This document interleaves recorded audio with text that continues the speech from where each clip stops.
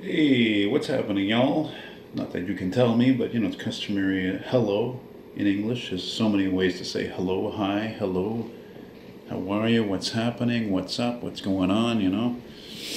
Anyway, yeah, I'm going around in circles here. No, I'm just kidding. No, it's been so far a productive day, and I'm happy to tell you I've been working today and yesterday on this painting, and I had put it off for a while. Well, yeah, whatever, a couple of reasons. You know, you don't feel like it, maybe you're feeling down.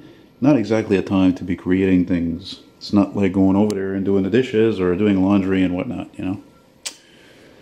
Anyway, happy to say this Metro painting of the MR-63, our last, or some of the oldest, I think they're the oldest rolling stock in the world currently for subways.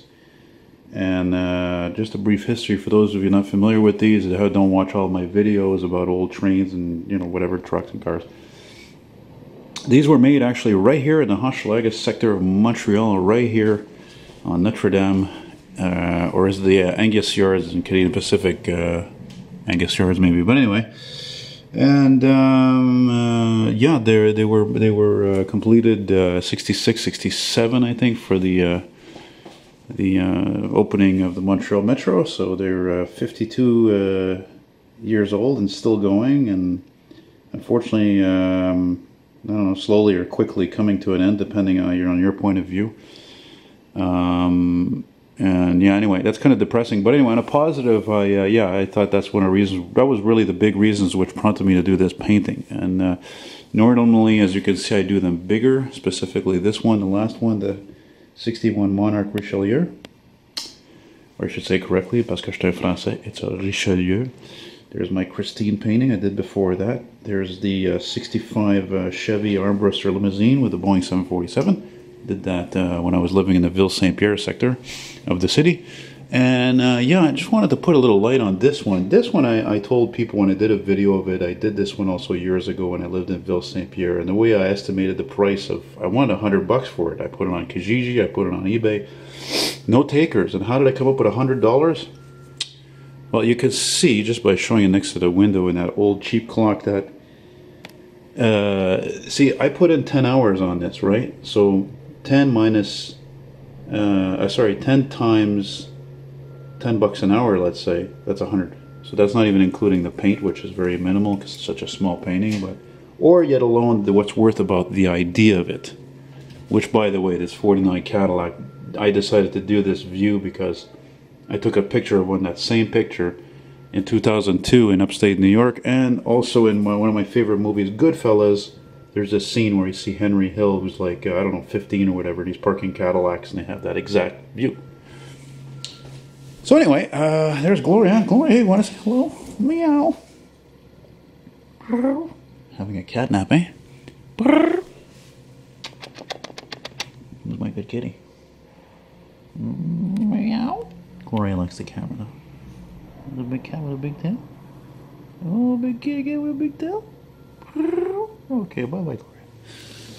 So anyway, so here's what I've been doing on this painting now. Again, if you guys haven't seen the, or maybe you're a recent subscriber, but just to show you the picture I'm using that I took a few months ago at Jolicoeur Metro Station, because I like this station, that's why I chose to do this station.